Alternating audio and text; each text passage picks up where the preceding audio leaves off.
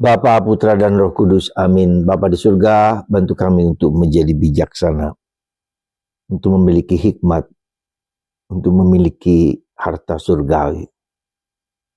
Bantu kami untuk melihat kehidupan dengan kacamata yang lebih luas. Demi Kristus Tuhan dan pengantara kami. Amin.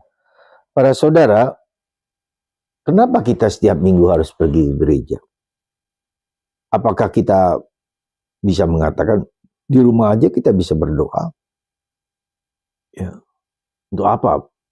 Lagi kalau kita bilang khotbahnya jelek, ya, bosan, jenuh. Dan itulah yang sebetulnya mau dikatakan oleh bacaan pertama hari ini. Kita berdoa supaya mendapatkan pengertian. Kita mohon supaya kita memiliki kebijaksanaan, memilih hikmat. Dan kalau kita memilih hikmat yang berharga, lebih daripada harga kekayaan dan harta, maka kita tahu apa yang menjadi tujuan hidup kita. Kita tahu arah kehidupan kita. Kita tahu bahwa harta itu penting dan perlu, tapi bukanlah segala-galanya. Itulah kebijaksanaan, itulah hikmat yang berasal dari Allah. Kita tahu bahwa harta di dunia tetap perlu, uang tetap perlu, kekayaan tetap perlu, tetapi bukan segala-galanya. Dan itu pun tidak bisa memberikan kebahagiaan, kekekalan, kedamaian pada setiap manusia. Kita bisa lihat bagaimana dulu presiden kedua kita, 30 tahun memerintah Indonesia. Apakah ada kedamaian? Apakah ada ketentraman? Kekacauan dan saling merebut di antara anak-anak mereka. Ya. Jadi saudaraku terkasih, kita punya kebijaksanaan melihat segala kacamata kehidupan, panggilan kita itu seperti apa. Saudara, hari ini saya mau mengingatkan, kita diingatkan oleh Bunda Maria hari ini, dua peristiwa penting dan besar dalam kehidupan kita. Untuk kita diingatkan kembali, untuk terus berdoa rosario, berdoa. Pada tanggal 13 Oktober 1917, Bunda Maria menampakkan ke-6 kalinya kepada Lucia, Jacinta, dan Francisco di Fatima. Dan pada penampakan yang terakhir ini, Bunda Maria menampakkan diri dalam matahari yang berdansa, yang menari-nari di atas. Ketika banyak kurang lebih 10 ribuan orang berkumpul di Fatima dan melihat ketika hujan turun, ketika kemudian matahari ya becek tanah itu menjadi kering sama sekali. Dan Bunda Maria menampakkan diri bersama Yosef dan anaknya Yesus. Bunda Maria menampakkan diri dengan mantel Karmel. Ya. Itulah untuk mengingatkan kita bahwa nothing impossible, tidak ada yang tidak mungkin bagi Allah. Bunda Maria, ibu yang mengingatkan kita untuk terus berdoa. Berdoa rosario, akulah Bunda Rosario. Ya, karena kemudian 1917 ya, itu adalah peristiwa di mana Perang Dunia Pertama, untuk berdoa karena banyak nyawa yang dikorbankan. Lalu kemudian karena tidak ditanggapi oleh dunia, maka 1945 Perang Dunia Kedua. Nah, sekarang begitu banyak jiwa yang hancur. Nah, sekarang kita bisa melihat perang Iran, Israel, Lebanon, Yaman, ya, itu semua Palestina. Awal dari pecahnya Perang Dunia Ketiga mungkin ya, ketika orang tanpa sadar memejet nuklirnya lalu mengirimnya perang nuklir. Ketika orang gila mau menghancurkan satu negara yang lain, tidak mau hidup berdamai.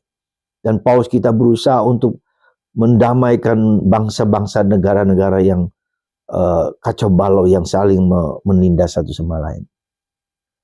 Sebelum penampakan Bunda Maria ke Fatima tanggal 13 Oktober 1517 ya, 1517 itu peristiwa apa yang terjadi di situ adalah Bunda Maria menunjukkan kehadirannya dalam telma kain orang Meksiko ya, Meksiko. Ada gambar Bunda Maria di situ. Bunda Maria sebagai orang Indian yang menampakkan, bukan lukisan. Dan sampai sekarang masih kain itu masih tetap awet. Padahal sudah ratusan tahun kemudian. Di situ Bunda Maria menampakkan diri, ya, berupa Guadalupe. Di Guadalupe itu Bunda Maria yang sedang mengandung, ya. Bunda Maria yang datang kepada Diego, seorang duda yang sederhana, yang diminta untuk membuat basilika di bukit, suatu bukit, ya, di sana, dan uskup tidak percaya, dan inilah hasilnya. Ada begitu banyak, ya, tanda-tanda mujizat Bunda Maria untuk mengingatkan kita sekali lagi di Lourdes. Kita tahu itu bagaimana Bunda Maria menampakkan diri sebagai bunda yang suci murni, ya. Saudaraku terkasih dalam Kristus, maka kenapa bulan Oktober kita adakan sebagai bulan Rosario? Karena Bunda Maria menginginkan kita untuk berdoa perdamaian, terhadap perdamaian dunia ataupun perdamaian dalam batin kita masing-masing. Kita berdamai dengan diri sendiri, kita berdamai dengan keluarga kita berdamai dengan masyarakat, kita berdamai dengan gereja, kita menerima, ya, situasi apapun, seberat apapun di dalam Tuhan bersama Bunda Maria.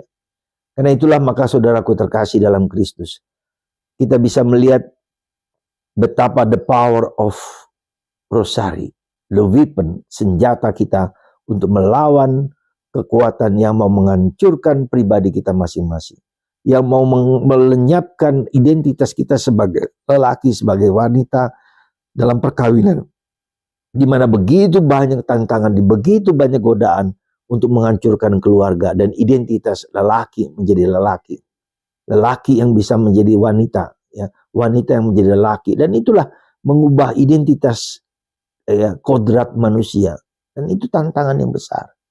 Karena itu saudaraku terkasih dalam Kristus, semoga di hari ini kita diberi roh kebijaksanaan, ya, diberi roh kekuatan, diberi roh untuk mengabdi Tuhan di atas segala sesuatu, melakukan kehendak Tuhan di atas segala sesuatu.